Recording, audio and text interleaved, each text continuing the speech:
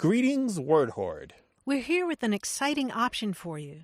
A version of our podcast without any ads. That's right. No advertising interruptions, just the content you love, ready to go in your favorite podcast apps like Spotify and Apple Podcasts. It's another way to support the show, ensuring that we keep bringing you the word stories and language explorations that you love.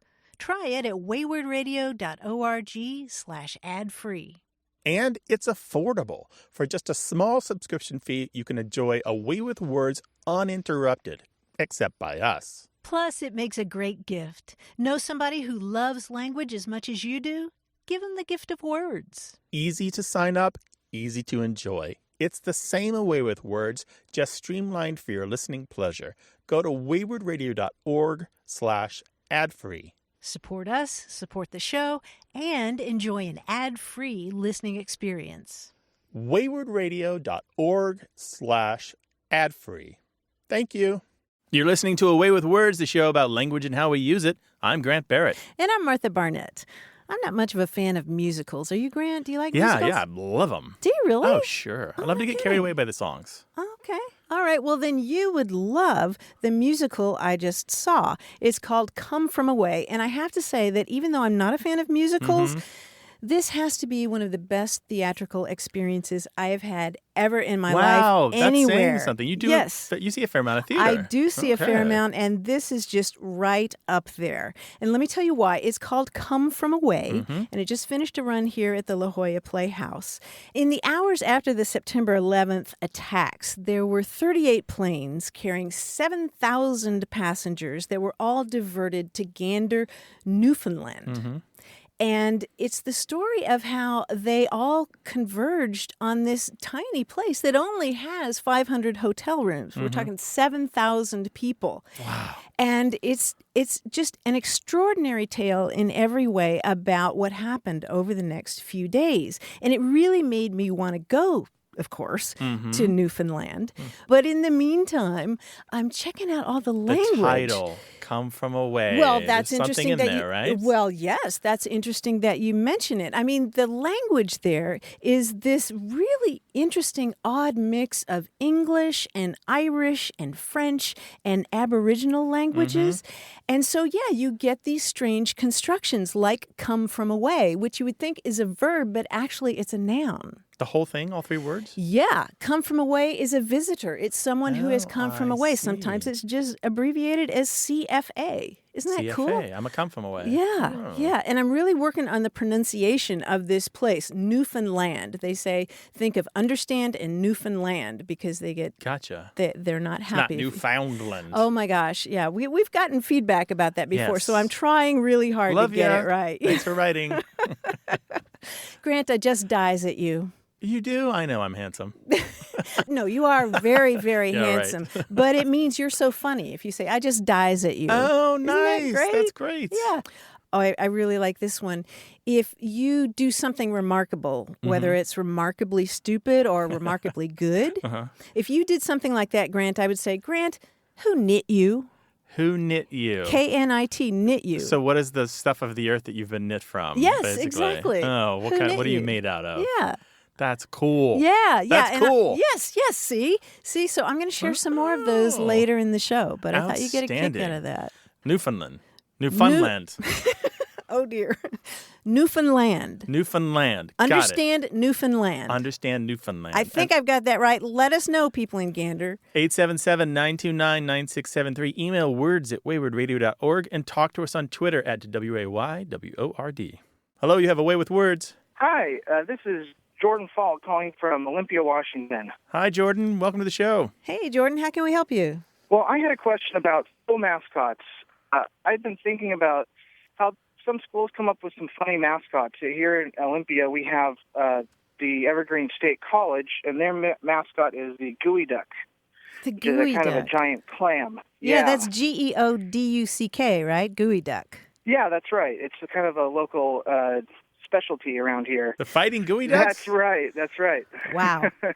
It doesn't really inspire fear, but no. I was really curious about where that word comes from, the word mascot, and also what kind of funny mascots other people have around from where they're from. Oh, that's a great question. That's a really good question. Can I tell you my favorite before we look at the etymology?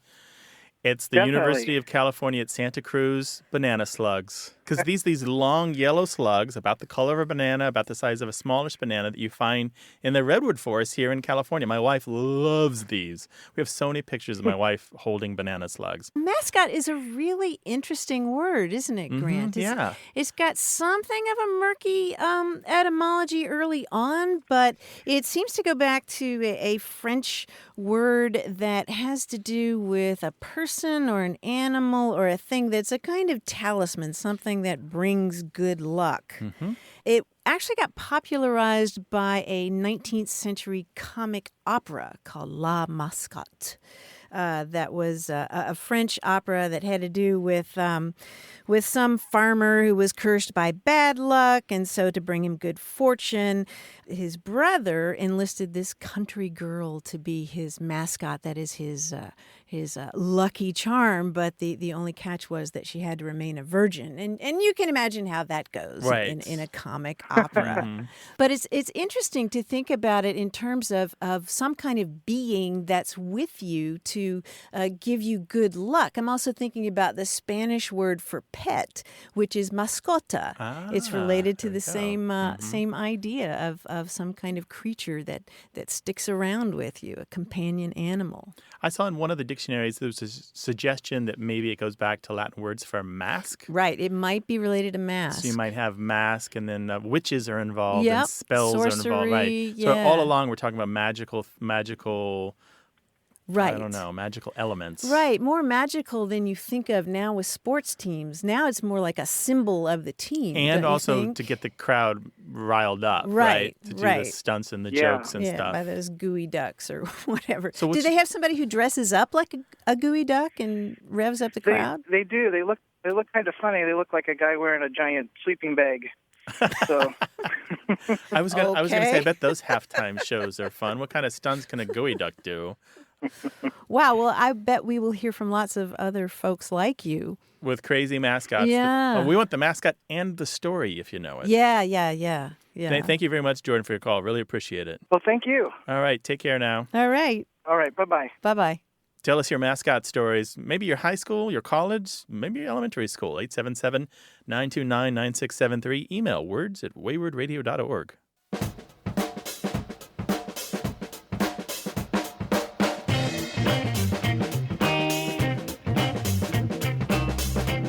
One great resource for words from Newfoundland is the Dictionary of Newfoundland English. Ooh, nice. Online. It's got a beautiful layout and typeface, and you can find all kinds of great stuff. Like, for example, the expression best kind. What's Do that you know mean? this? No, I don't know that one. It means wonderful, awesome. Instead of saying that's awesome, you would say that's best kind. Oh, nice. Or if I say, how are you today, Grant? You would say, oh, the best kind. Oh, so does it take the definite article all the time? The best kind? Not always, Okay, no. interesting. Reminds me a little bit of the business jargon best practices.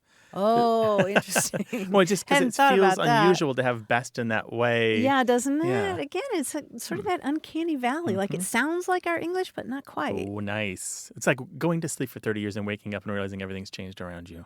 Sort of, yeah. Rip Van Martha.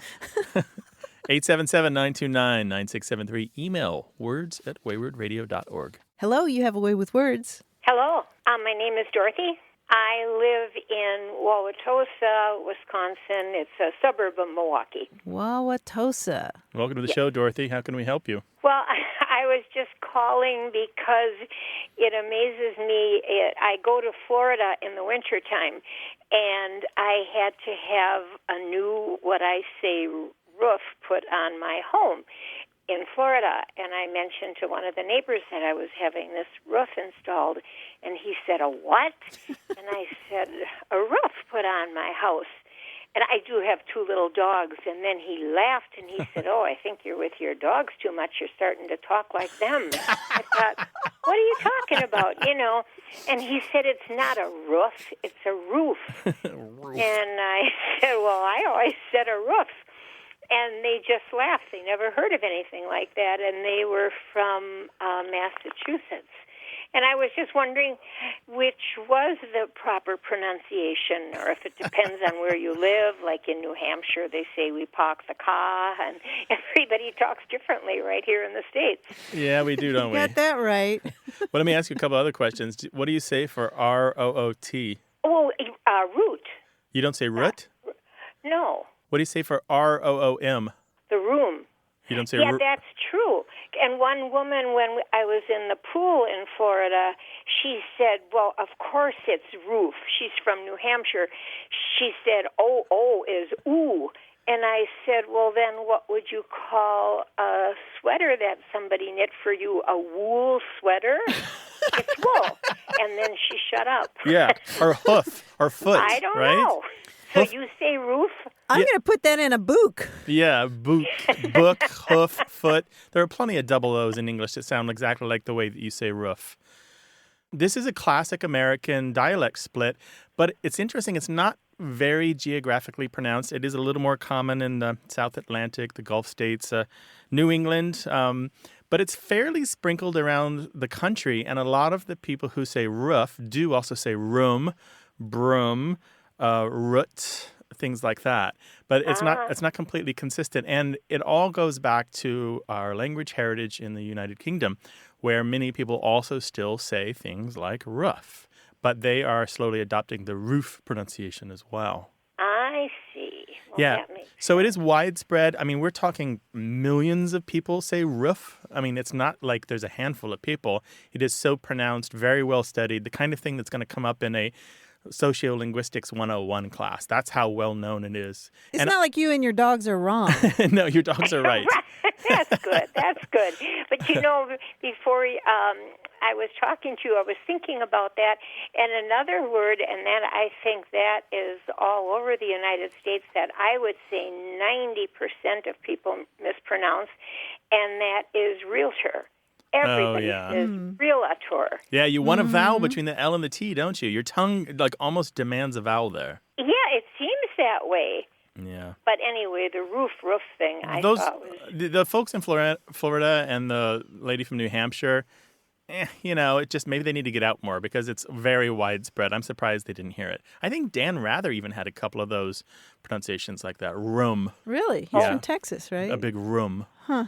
Yeah. Well, I appreciate you bringing this to our attention, Dorothy. Just go ahead and roof all you want. Roof, roof, roof. You're totally fine. All right? Okay. It's a great American dialect feature. Don't worry about it. Okay, I Use will it do with that. pride. Take care now. All right. All Bye-bye. right. Bye-bye.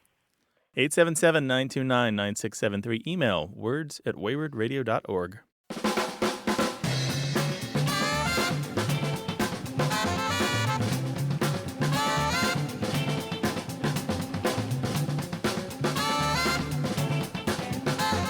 There's a town in West Virginia called Poca, P-O-C-A. It's short for an Indian word, Poca, P-O-C-A. You know what the mascot there is? The Hontus? I don't know. No, the dots. Oh, They're the polka dots. I dots. was going to say the eyes. Pocus in the eyes? I don't know. Oh, that's I don't know. The dots. That's fun. How long until you get tired of that pun when you live in that town, though? How long does it probably take? not A long. week? Maybe a day? Share your mascots with us. We like the funny ones. 877-929-9673. Email words@waywardradio.org. Your questions, our answers. It's all about learning how to listen to language. Stay with us.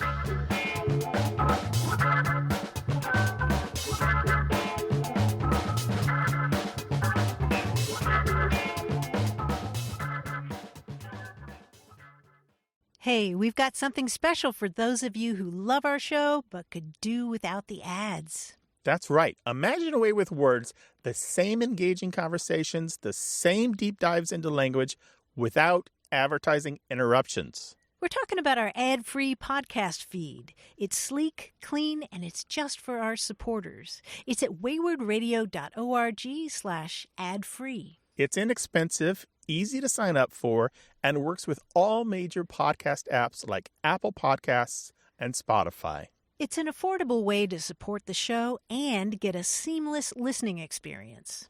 And if you're feeling generous, why not give a subscription to another Away with Words fan? That's waywardradio.org/ad-free. Sign up today. Your support means the world. waywardradio.org/ad-free. Thank you. You're listening to Away with Words, the show about language and how we use it. I'm Martha Barnett. And I'm Grant Barrett, and on the line is our quiz guy, John Chinesky. Hello, John. It's me. Hi, Grant. Hi, Martha. My wife and I occasionally like to have parties, and we have party games. And one party game I'm sure you're familiar with, a board game, is Taboo. Oh, you know it's that a one, super right? party game. How does that work? Well, you have to describe something to your teammates, but you're not allowed to use certain words, 5 words as a matter of fact. For example, if I was trying to get you to guess the word snowman, I would not be able to use the words winter or build. Oh, and of course, you can't use snow or man and other words. Now, we're going to try reverse taboo. That's where I'll give you a list of words, and you tell me the term that those words are taboo for. Ooh. For example, signed, huge, first, signature, Declaration of Independence. John would be Hancock. Taboo for John Hancock. Yes, very Okay, good. Got it. Now, of course, the sooner you get the term, the more impressed I will be. If you're playing for points at home, let's say 10 on the first word, 8 for the second, 6 for the third, 4 for the fourth, 2 for the last. We're not keeping that'll be score, but fun. What this do way points you can, mean? you can- Prizes! Points mean prizes. We're not keeping score, but you can play it as a game this way at home. Please do. Okay. Let's do it. Here's the first one. Cold, eating, Popsicle. no. Snow cone. Let's go one guess for each of you just Al fresco. to streamline it. No. Cold, eating, fast, headache. Ice Brain cream. freeze. Ice cream is the last one. Brain freeze is correct. Nice. There's one for Martha. She All found the right. weakness in your plan, which is you didn't put a limit on the number of guesses. That's true, yeah. That's why we do play testing. And I have time to play test. Right. Here's the next. Credit card, money, pocket, purse, hold. Handbook? Wallet. Wallet is correct. Another one for Martha. Very good. Next one is awake, bed, conscious, Insomnia. night, stroll. Sleepwalking. Sleepwalk Lucid is dreaming. correct. Nice. Brook. Violin Chatter. concerto. Violin concerto is not right. Brook. Chatter. Tower. Babble.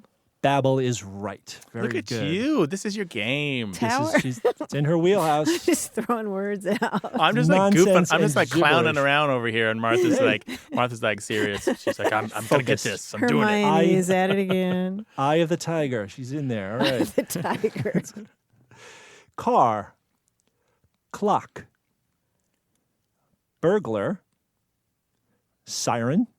Alarm. Alarm is right. Didn't even need fire. Very good. I'll give it to both of you. Imaginary. Great. For. F-O-U-R. Unreal. Amazing. The Beatles.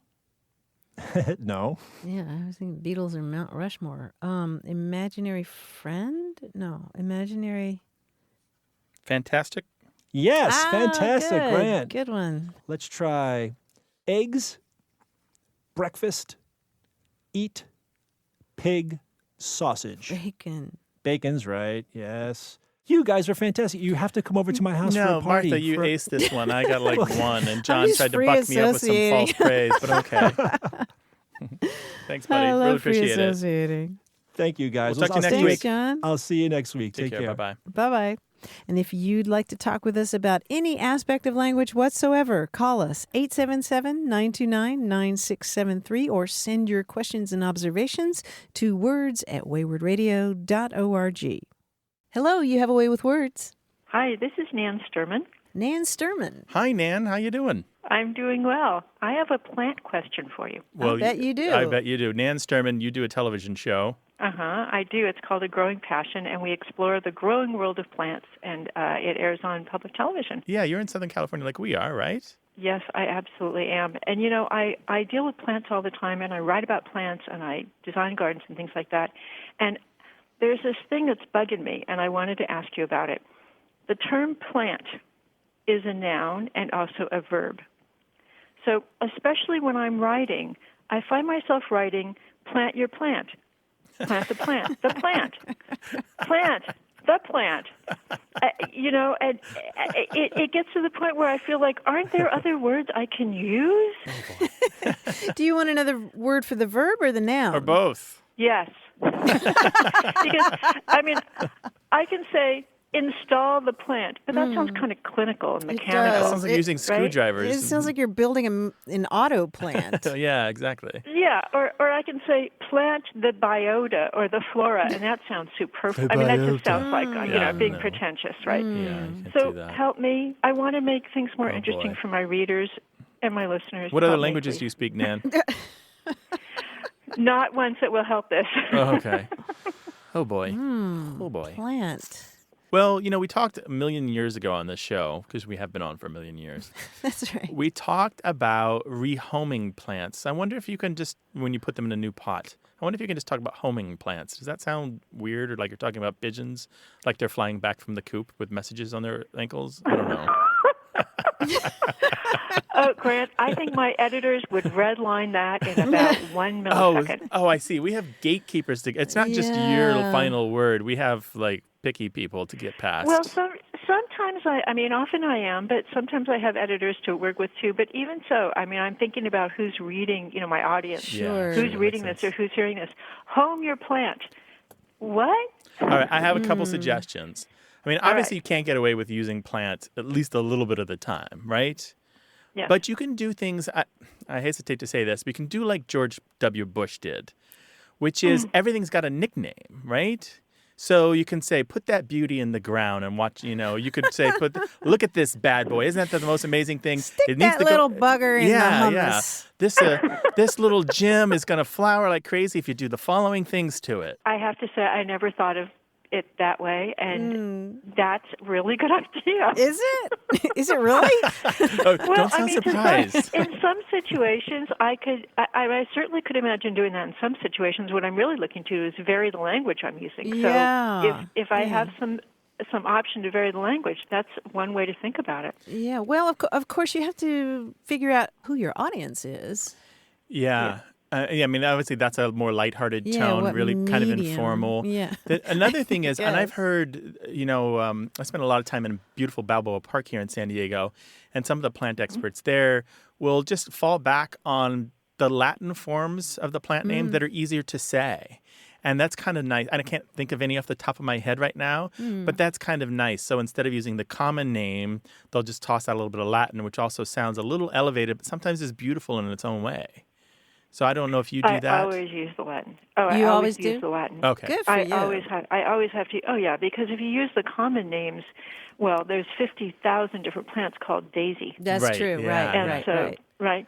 So Right. to be precise, I always use the Latin names. So, so I could say, plant your salvia or install your leptospermum. I don't know. That sounds a little Yeah, pretentious. the salvia is nice to say. The other one, not so sure about. Well, yeah, there are other words for the verb is harder. Like we've kind of given you something for the noun that might be workable, but the verb is difficult because you are seating sometimes. Sometimes you're nestling. Yeah, you're inserting. It starts to sound like softcore porn at some point, right? Depends on the Latin name. Right. Yeah, there we go. I never thought about that. That would be a problem for garden writers, right? When I was young, Exactly. which is not that long ago, my grandmother gave me a book of gardening stuff from the 1930s. And the whole book was written in this interesting language where you didn't plant anything. Everything was introduced. Oh. You were introducing the plants to the soil. And in my child brain, I was like 9, I was imagining like a formal meeting with plants in top hats where they're like shaking hands in front of a committee. You know what? I'm betting we're going to get suggestions from listeners as well. We can crowdsource That would be this great. thing. Yeah, we can. What would you use instead of the noun plant or the verb plant? Give us a call, 877-929-9673, or send your ideas an email to words@waywardradio.org, or tell us about it on Twitter @WAYWORD. Nan, we will share our results with you. Surely something will come of it. I just warn you, though, Usually it's puns. Love it. I love it. That's great. Thank you guys so All right. much. Take care. All Good right. to talk to you, Take Nan. care. Good luck with the show. Thanks. Bye-bye. Bye-bye.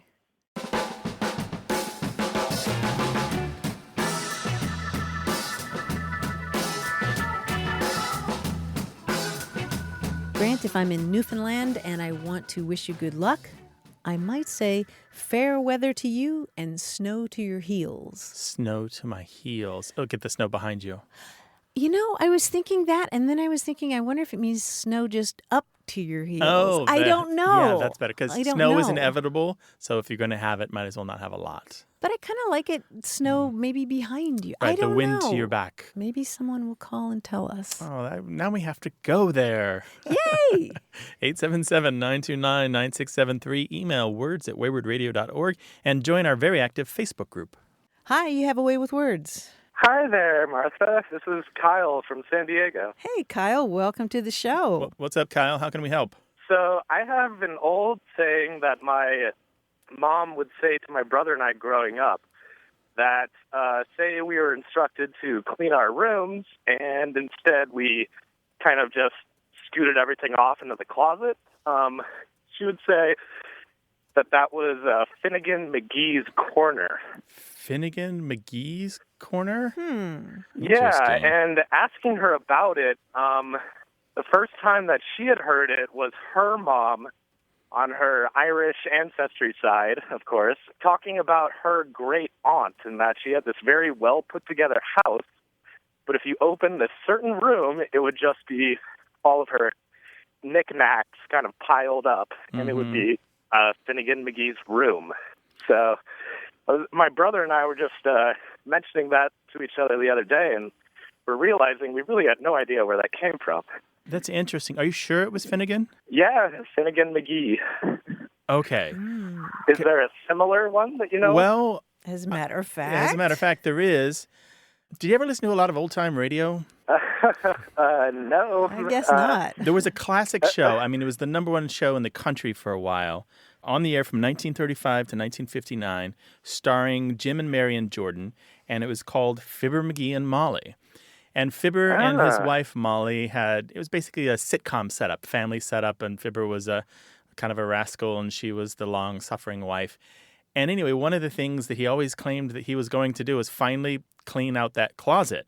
And so at various times, every few episodes or so, he would go to a closet and open it up, and then the sound effects guys would have a really good time for like 90 seconds where it was everything in the world sounded like it was falling out of that closet. Bowling balls and jingle bells and bricks and books and flags and anything that could make the slightest noise or the biggest noise. And it was a running gag, and they used to get amazing laughs from it. But it's Fibber McGee's closet is the original expression. And for a long time, and it's faded now because old-time radio isn't what it was, but for a long time, you could find Fibber McGee's closet or McGee's closet or Fibber's closet mentioned in newspapers and books and songs and in other movies, other radio shows as a really messed up, dirty, crowded thing that needed a lot of TLC. Ah, interesting. So it probably just got changed to Finnegan over the course of my family history. Yeah, probably. Sounds like it. Yeah. I've known people that have Fibber McGee drawers, too. That's just where you put everything. Mm-hmm. Yeah, I certainly have a few of those around. That's neat. I had no idea that it would be coming from your world, right? So mystery solved. Yeah, well, little did I know I'd be getting some radio history here. Yeah. Well, I'm a pretty good bet. I used to be a big old-time radio buff. I still listen now and again, but that's... Do you have a Fibber McGee corner or closet or at drawer? least one. And countertops and bookshelves and... litter box. Well, not the litter box. Yeah, don't we all? Anyway, thank you so much for your call. Yeah, thank you so much, Grandmaster. Take care, Kyle. Bye. Take care. All right, bye-bye. Bye-bye. 877-929-9673 is the number for you to call with your question about language, or send us an email. That address is words@waywardradio.org.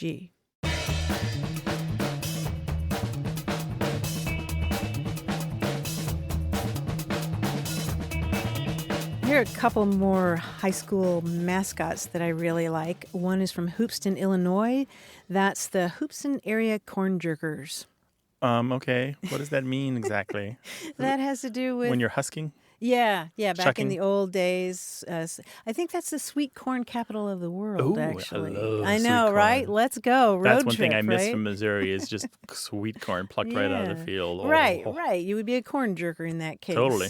There's another one from Avon, Connecticut, the Avon Old Farm Winged Beavers. Winged Beavers? Yes. What does the mascot look like? Yes. I'm going to envision in my mind some beautiful creature with like glowing eyes and Okay. yeah. 877-929-9673. Email words@waywardradio.org. Hello, welcome to Away with Words. Hello, Hi, who is this? this is Melissa Powell. Hi, Melissa. Welcome to the show. Hey, Melissa. Hey, Martha. Hey, Grant. Hey, where are you calling from? Shreveport, Louisiana. All right. All right, welcome to the show. Sounds like you're on the tail end of a cold or something. Well, I've got a little bit of a hoarse throat. Oh, I'm sorry. I am too. Well, you probably know that there's been a lot of rain in Louisiana and Texas. Yeah. I was watching rain fall down one day, and it was just like a waterfall going down the steps. And I thought about the word cataract, and I said, wonder why it means waterfall and also an eye problem. So, of course, what did I do? I went and looked it up in the dictionary, and it gave both definitions, but it didn't tell me why. It's the same word. You know, I think it comes from a Greek word that means waterfall. Mm-hmm. Yeah, you're right. It is kind of confusing, but there is an answer for that. Cool. It goes back to the Latin word cataracta, which comes from older Greek words that mean a waterfall and the idea of water rushing down.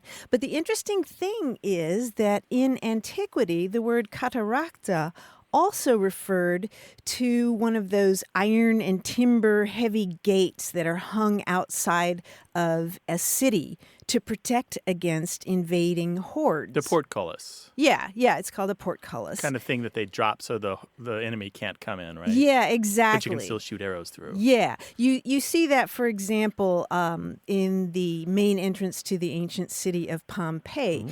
There's the portcullis, the big iron and timber door that drops down, and what you could do was let the enemy come in to the main gate of the city, and then the portcullis drops behind them, and then you've got them trapped. Oh, pour the boiling oil on them and so forth. Yeah, well, the oil was expensive. They didn't actually. I see. Yeah, but arrows, arrows, hot sand, that kind of thing. But anyway, the whole idea comes from the notion of something falling with great force and crashing like a cataract being a waterfall. Does that make sense?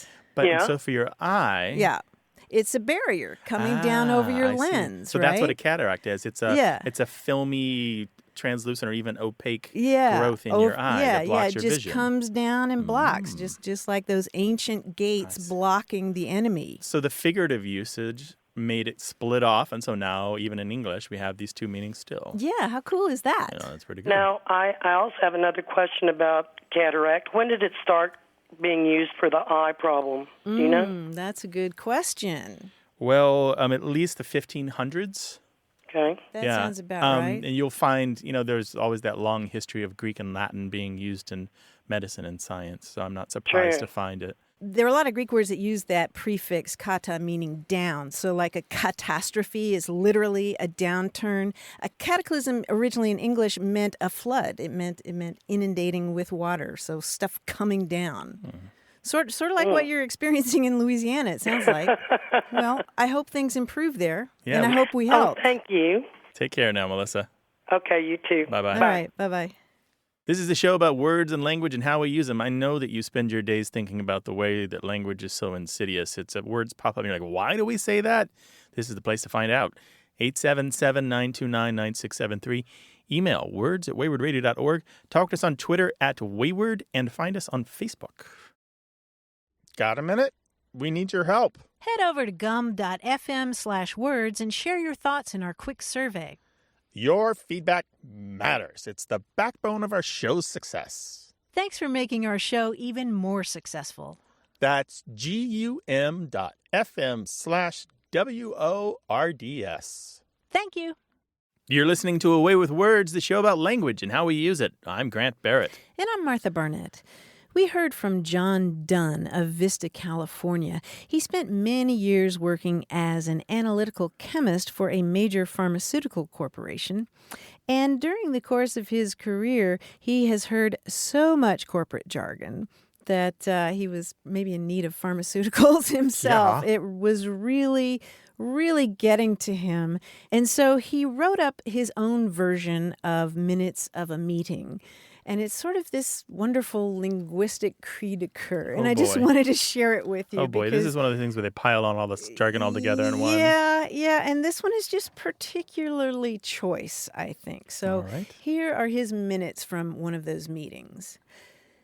It is what it is. So let's all reach out and circle the wagons to realign no-nonsense core strategic management perspective in order to take ownership and close the loop to see the bottom line and to afford us rationale at any rate, merely as a preference of choice, so to speak. Consequently, and at this particular point in time, if you will, to touch base, at the end of the day, moving forward to think green and outside of the box, needless to say, as it were. You're killing me. Stop. Wait, there's more. With regard to culture in and of itself, having a proactive stance. Additionally, in capturing the cost-benefit quality value added by our new paradigm, so-called in retrospect, to optimize win-win priorities and take us to the next level while facilitating fiscal responsibility and scaling cross-functional teaming to bring awareness and spell this out in context per se. In conclusion, are there any questions? Oh, no. The linguist in me says there's a place and time for all of that jargon, and I'm sure it does a job. But the human in me says... circle of hell. Yeah, you've stripped me bare and rubbed salt in the wound and then made me walk for the remedy.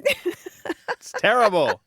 It's so terrible that it's good. I mean, and maybe it does make sense if you have a lexicon, that you can sit there and translate. I mean, grammatically, it all makes sense. But I just love the way that this is like a last-ditch cri de coeur.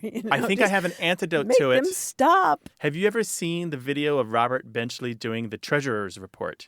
Robert Benchley, the writer for The New Yorker, funny guy, part of like this smart set in the 1930s in New York, used to do this skit that was finally recorded on video where he'd pretend to be the fill-in speaker for one of these academic organizations or a society of some kind. And he does a lot of this, like not really understanding what's going on. And eventually it kind of comes out that funds have been absconded with. It's dry. It's a lot like this in terms of like the tone and the content, but maybe it's the correct antidote to this. Oh, that's pretty funny. It's the unicorn chaser to this poison that you put on the air. It is poison. And since you mentioned that, I will say that I have tried to purge the phrase circle the wagons from my language ever since learning from some Native American folks that they find that offensive. Oh, do they? Yeah. I didn't know that. How there about we go. that, I'll have right? to do that too. Yeah. 877-929-9673. If you've got business jargon to share, maybe just keep it to yourself. 877-929-9673. Email words@waywardradio.org. Hello, you have a way with words. Hi, this is Christina from Oakland. Hi, Christina. Oakland, California? Hi, Grant. Hi, Martha. Yeah, Oakland, California, of course. Oh, of course. The one and only O-Town. Welcome to the show. Thank you. Thanks for having me. So, I get a lot of my news by listening to the BBC, and I recently heard one of the newscasters saying that some politician or other was biting the bit for, whatever upcoming campaign or something. And I'm familiar with the expression chomping at the bit to mean like, anxiety or anxiousness or like really like gunning to go, I guess. And I used to ride horses, and like when your horse is just like nibbling the bit, it can be a good thing, but if they get really obsessive about it, it can be a very like bad thing, and it can be a sign of anxiety. And so I get where the phrase comes from, and I've just like never heard it other than chomping at the bit. Ah, okay. And did it sound like from the show that you were listening to that the biting the bit had the same meaning, or was there something else happening there? It did seem to have the same meaning. Biting at the bit. There's a larger variation, and I entirely missed it. So if a horse takes the bit in its mouth, and is there an element of it being willful, of it doing its own thing, taking control from the rider? I've had horses stick their tongues under the bit, and that have them taking control from the rider, but more I think like you put the bit in their mouth, you put it on with the bridle, and that's great, and that's what you're supposed to do. And then sometimes the horse will chew the bit, right? Mm-hmm. And if they're sort of like slowly nibbling on it, like that's fine, and that almost sometimes indicates relaxation. But if they start like really chomping at it and start really like gnashing their teeth, that's a sign of anxiety, and that's like obviously you're not going to get the training results that you want if a horse is really worked up and anxious. Okay. My sense of biting at the bit is that they're doing something willfully and they're trying to wrest control from the rider. I don't know if that's the context that you heard there. Okay, I mean, that could easily be. The context was political, so I might have just like heard biting the bit, interpreted it as chomping at the bit, and just like misunderstood the story. Experience. Christina, I don't know if we've helped you or not. You sound like more of an expert on horses. Oh, I don't know. But you're saying that there's a difference between biting the bit and chomping at the bit. I had no idea. Well, it sounds like there's a couple things happening here. One possible interpretation is it means that they're raring to go, just can't wait to get out and hit the track and go full speed. And the other one is that they are out of control, that they have taken control away from the rider. I don't have the show on my phone anymore. I'd go back and listen to it and try to figure out the context. But I'll listen for it in the future. Yeah, keep an ear out and let us know if you hear it again. Thanks, Christina. All right. Thank you so much. I had a great time. Mm-hmm. All right. Thanks, Bye. Christina. Okay. Bye-bye. 877-929-9673. Hello, you have a way with words. Hi, this is John Bendel from Indianapolis, Indiana. Hi, John. Hi, John. How you doing? Real good. How are you? Excellent. Doing Thank you. well. What's happening in Circle City? Well, I had a question. I had recently read something, and it just brought back to mind memory of a client of mine years ago when I was working as a interior designer in Cincinnati, Ohio. And at that time, the client made a comment. I was more or less a purchasing agent for her. She had her own ideas about design, and she would tell me what she was after. And after working with her for so long, I got a sense of what she liked, what she didn't like, and I would show her things.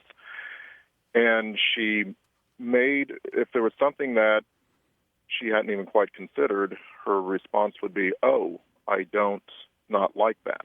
And to me, it was a double negative. And then recently, I was reading an email that I got from it had an attachment story to it from when I was still in Cincinnati, and I was on a board of directors with the Preservation Association, and they were doing a story about their home tour. And in the linked article in print, the homeowner was responding to one of the spaces that they had redone in this house that they renovated, and her comment was, "You can't not like being out here."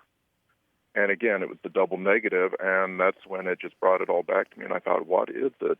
I've been other places, lived other places.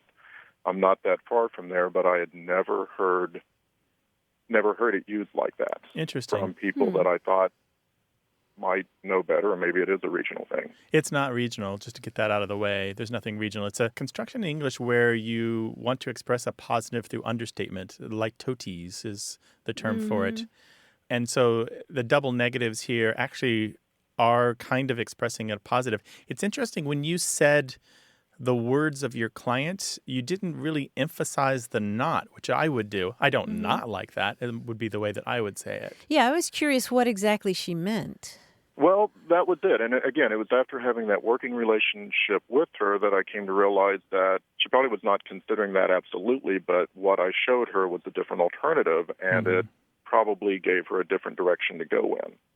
Something that she was not even considering, but all of a sudden, and it was always prefaced with, "Oh," sort of a surprise response, and that she was probably even surprised of it herself, and then that was how she verbalized it. "I don't not like that." So it's expressing a kind of just a little bit more positive than neutral affirmation of what you've done without going overboard. She's not saying, "I love it." She's just saying... Exactly. She's just saying, okay, my first response isn't negative. That sounds different from the second one. Yeah, the second one is different. You can't not like this place. Yeah, it's impossible for you to dislike it. Yeah, the can't that is sounds interesting different there. But it's still those two negatives in a row. Yeah. And so in most cases in English, when we have double negatives, the double negatives actually aren't a positive. They don't express. They're just more negative. Correct. And this is one of the few places in English where you do see two negatives in a row expressing something that's a little more positive than negative. But I don't feel like this is hugely positive. No, I don't either. But the word you want, if you want to Google this, is litotes, Litotes. That's a rhetorical device where you express something through understatement. Yeah, some people say litotes, some people say litotes. There we go. Okay, I'll look into that. Yeah, there you go. Thanks, John. Appreciate it. Thank you very much. Take care. All right, take care. Bye now. 877-929-9673. Email words@waywardradio.org.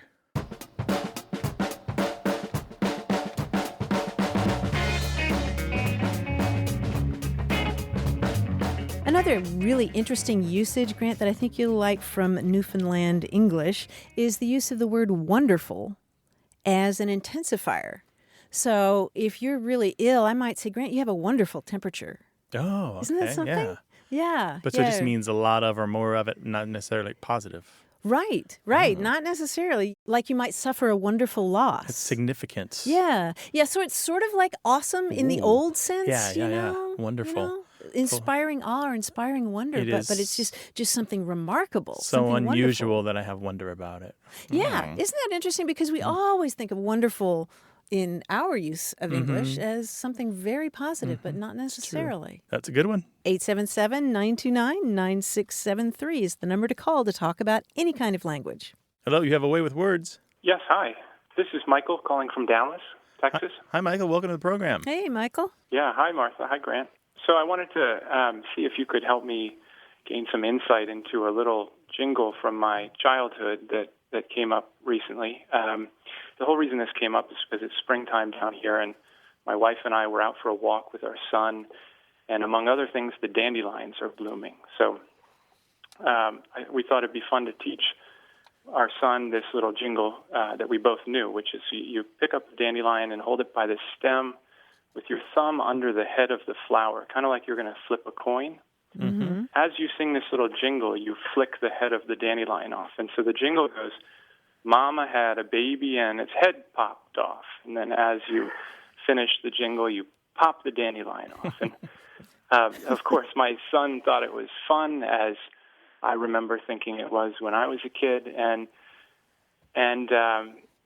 later that day, we went over to a neighbor's house, and my son wanted to teach his friend this jingle, and he did the little jingle and flicked the head of the dandelion. And I noticed the parents of the friend looked at him with, a little bit of concern and, possibly even horror, because I guess it is kind of a dark little jingle. But it occurred to me at that point that they must not have ever heard this when they were kids. Everyone we knew growing up knew it. And so we started thinking about this, and we're both from New England, my wife from Boston, and I'm from southern New Hampshire. And now we're down in Texas, and we've since asked anyone who we think to ask down who's from Texas, and no one's ever heard of it. So maybe we could get to the bottom of this. Yeah, it would be jarring to hear it for the very first time. It reminds me of that lullaby, Rockabye Baby in the Treetop, about the bough breaking and the cradle falling. I mean, there's some pretty dark things that... or Ring Around the Rosie, I suppose, is rather dark, too. Yeah, it's a myth that's connected to the plague, though. It's not actually... Oh, is that right? Yeah. Oh, interesting. Yeah. Because a lot of people who I've asked about this dandelion jingle, they say, "Oh, it sounds very dark, like the Ring Around the Rosie." It's fairly widespread. A number of years ago, there was a conversation on the website Metafilter, which is a great community of folks, and they talked about this. And some people chimed in to say that there was a variant in Scotland, for example, in the 1970s, where it was something along the line of Mary Queen of Scots got her head chopped off. That's the version they used. And somebody else jumped in to mention that they didn't use dandelions. They used what is known as a plantain. It's not like the kind that you eat, but it's got long leaves. It's very common in the yard if you don't have a particularly nice yard. And it's got the little stem that pops up in the middle with the seed pod on the end of it, and you make a little loop around that seed head and pop it right off. We did that too, but we called it guns. We just made guns that way. They pop them off and they fly. They fly 10, 15 feet maybe. Yeah. I remember doing it with just about any flower, but the dandelions were the ones that it was understood we could pick them and, dispose of them. So Let me ask you, while we're talking about this kind of children's folklore, did you do the thing where you hold the yellow flower up to the chin to find out if they like butter? we did, yes, and that that's something that we asked around about as well, and my wife and I both did that. Yeah, we did too. But usually it turned into a chance to smear the dandelion on the other person's face. Yeah. Yeah, absolutely. That's right. We had another myth that if you smeared it on the chin and a certain amount of the yellow pollen stayed there, that meant something too. So that was clearly manufactured for fun. But anyway. Yeah, all the crazy stuff. So it's widespread, not necessarily regional, and lots of different variations, probably because it's passed from mouth to ear rather than on the printed page. Well, what we're going to do is, I know we're going to get a ton of email on this. Yeah, Everyone's we going to will. have these memories, and we'll find out if lots of folks in Texas say it, all right? Okay, thanks. Thanks for your All call. right. Really appreciate it. It's fun going down these old roads, isn't it? Yes, it is. Okay. All Thanks right. a lot. Take care. Take care. I used to jump rope, and there was that awful one. My mother and your mother were hanging up clothes. My mother punched your mother in the nose. What color was the blood? And then you go through all these different colors, Right, red, until blue, they green. trip, and that's the color that it was. I mean, what kind of stuff are we teaching kids? No, kids are teaching each other. Well, that's true, right? Right? Maybe a way of dealing with all the dark uncertainty in the world and life. And also being kind of a powerless. matter-of-factness, though, about the world, that the kind of world exploring has it. death and darkness in it. And just the kids are more resilient than maybe we think. I loved folklore books when I was a kid, and I know that you, the listeners, have tons of folklore in your life. This is a great place to share it, 877-929-9673. Email words@waywardradio.org. There was a fun discussion in our Twitter feed about the need for a word for when your favorite restaurant closes. Oh, yeah. Wasn't that fun? So we got a question from a Twitter follower. Who was it? Well, Punch Card Sorter is the one who I think. Okay, that's the handle. Yeah. And I retweeted that out on the account knowing that everyone would step up to the plate. And boy, did they. Yeah, they did. We got some suggestions. I don't know that any of them will stick. Because comedy is the first resort of the replier, right? Yes. And for example, Jeff Tobacco suggested Bistro No Mo. Or I like this one, Gon Appetit. Gon Appetit, not bad. Okay. Yeah, but you know that just sinking feeling? The restaurant business is so tough, so competitive, so challenging. So this is happening all the time. I think there really should be a word Gon for. Appetit. That's not bad, though. That's my favorite so far, but maybe we'll hear others. If you have a suggestion, give us a call, 877-929-9673, or email words@waywardradio.org.